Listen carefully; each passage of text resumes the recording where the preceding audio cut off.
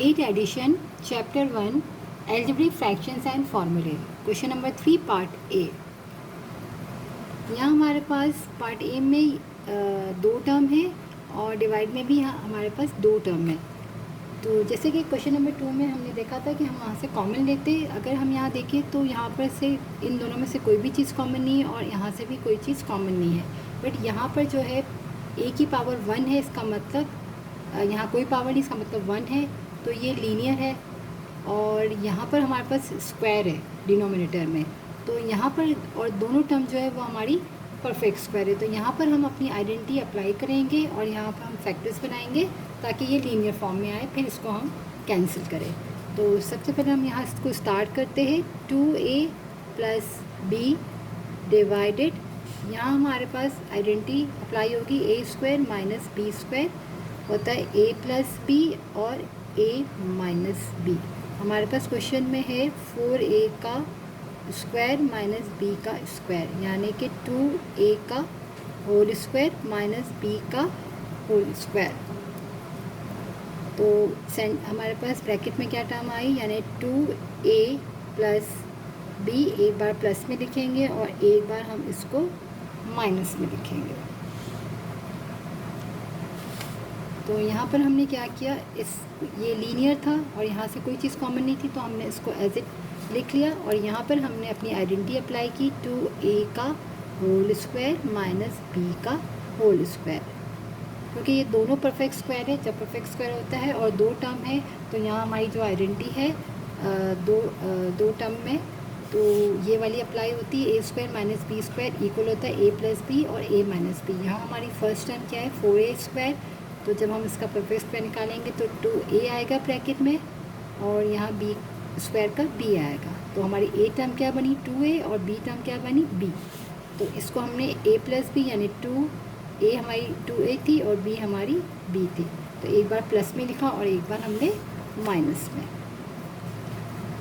तो 2a plus B divided 1, अभी 2a plus B और 2a माइनस बी। सिंपल हमने यहाँ पर अपनी डिनोमिनेटर में आइडेंटिटी अप्लाई की परफेक्ट स्क्वायर वाली और यहाँ दो टर्म वाली।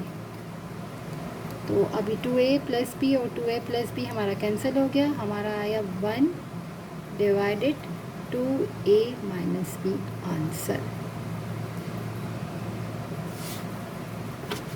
पार्ट बी में हमारे पास यहाँ पर तीन टर्म है।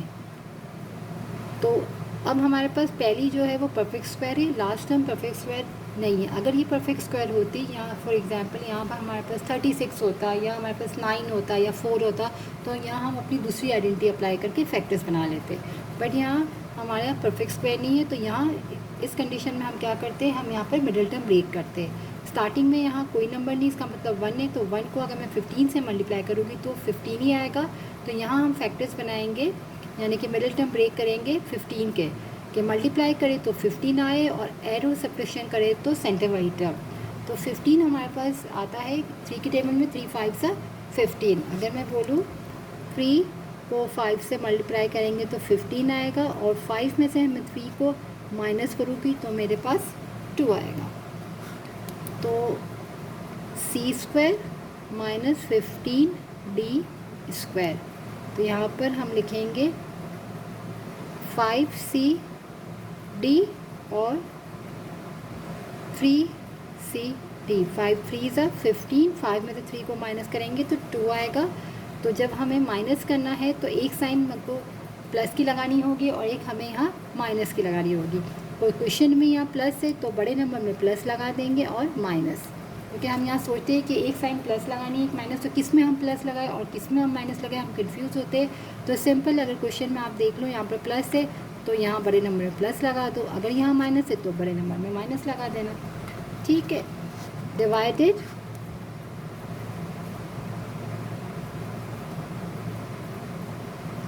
यहाँ हमारे पास दो टर्म है, दोनों में क्या कॉमन है, 4 कॉमन है और c कॉमन है। तो एक c बचा हमारे पास, क्योंकि यहाँ पर c स्क्वायर है, ठीक है। तो c प्लस 4 5 सा 20 और d। अब जब मिडिल टर्म ब्रेक करते हैं तो हमारे पास यहाँ 3 टर्म में से 4 टर्म आती है। जब 4 टर्म आती है तो पहले हम इन 2 टर्म से कॉमन लेते हैं, फिर हम इन 2 टर्म से कॉमन लेते हैं। तो फर्स्ट की 2 टर्म में हमारे पास क्या कॉमन है, सी कॉमन है। तो हम यहाँ क्या करेंगे, हमने लिखा सी, तो ब्रैकेट में क्या बचेगा, एक सी बचा प्लस 5d, हमने यहाँ तक कॉमन लिया तो सी कॉमन है, तो ब्रैकेट में बचा सी प्लस 5d। अब यहाँ पर जो साइन होती है वो हम यहाँ लिख लेते हैं माइनस, और इन दोनों में क्या कॉमन है, 3 भी कॉमन है और हमारे पास d भी कॉमन है, तो हमने 3 और d लिखा। तो यहाँ क्या बचा, c इन 2 टर्म में से, और यहाँ जब भी हम अगर यहाँ साइन माइनस की आ रही है तो ये साइन ब्रैकेट के अंदर चेंज हो जाएगी, क्योंकि जब भी नेगेटिव आता है कॉमन में तो साइन अंदर की हमारी बदल जाती है। 3 को यहाँ 15 है तो 5 सा करेंगे और d, ये 2 ब्रैकेट्स हमारे सेम आने चाहिए, आगे है। अगर हम चेक कर लें कि जब ओपन करेंगे तो -3cd माइनस प्लस माइनस 3 5 सा 15, d ज़ा d का square divided 4c plus 5d। अब हमारे पास 4 टर्म में से यहाँ हमारे पास 2 टर्म हो गए, ये एक टर्म और ये 2 टर्म। इन दोनों में क्या कॉमन है, c प्लस 5d, ब्रैकेट जो है हमारे पास कॉमन है, तो इसको हमने कॉमन ले लिया। इन दोनों में से c प्लस 5d को हमने कॉमन ले लिया, तो यहाँ से जब c प्लस 5d कॉमन लिया तो क्या बचा, हमारे पास c बचा, और यहाँ से जब हमने c प्लस 5d कॉमन लिया तो बचा माइनस का 3d, ये माइनस 3d। और अगर आप न्यू आपको समझ नहीं आ रहा तो आप सिंपल बोलो कि 2 ब्रैकेट सेम है, उसको हमने 1 टाइम लिखा और इन दोनों को हमने मर्ज कर लिया। वैसे तो हम इसको कॉमन ही लेते, लेकिन अगर आपको वो चीज़ कंफ्यूज करती है तो आप यूँ भी कर सकते हो। 4c प्लस 5d, अब c प्लस 5d और c प्लस 5d सेम था, हमारा कैंसिल हो गया। c minus 3d divided 4c answer. Part C में हमारे पास यहाँ पर 2 टर्म है और इन दोनों में से देखें तो 3 कॉमन आ रहा है, ठीक है, तो हम 3 को कॉमन ले लेंगे, तो a 3 2 सा 6 डिवाइडेड, यहाँ पर 3 टर्म है तो यहाँ 1 है, कोई नंबर नहीं, तो 1 को 6 से करेंगे तो हमें किसके फैक्टर बनानी, 6 के। और अगर मैं बोलूँ 3 2 सा 6 और 3 में से -2 करोगी तो 1, और यहाँ सेंटर में हमें 1 चाहिए, तो a स्क्वायर माइनस 6 हम लिख लेंगे, 3a और 2a, एक साइन प्लस की लगाएंगे एक माइनस की, क्योंकि 3 में से 2 को माइनस करेंगे तो 1 आएगा, यहाँ पर प्लस की साइन है तो बड़े नंबर में प्लस और छोटे में माइनस।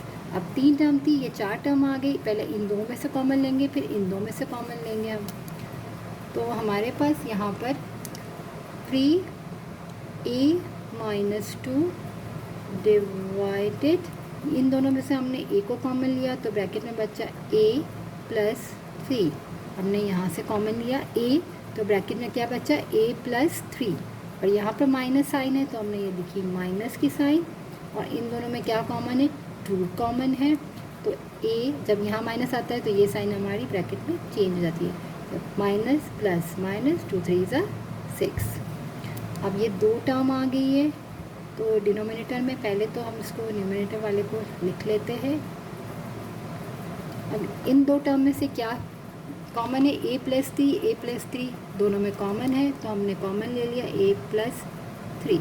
अब जब यहाँ से a प्लस 3 कॉमन आ गया, इस टर्म में से क्या बचा, a, और इस टर्म में से a प्लस 3 कॉमन बचा तो माइनस का 2, राइट। अब ये a माइनस 2 है तो a माइनस 2 हमारा कैंसिल हो गया, हमारे पास बचा 3 डिवाइडेड a प्लस 3 आंसर। 2 3 ज़ा 6 और a माइनस 2।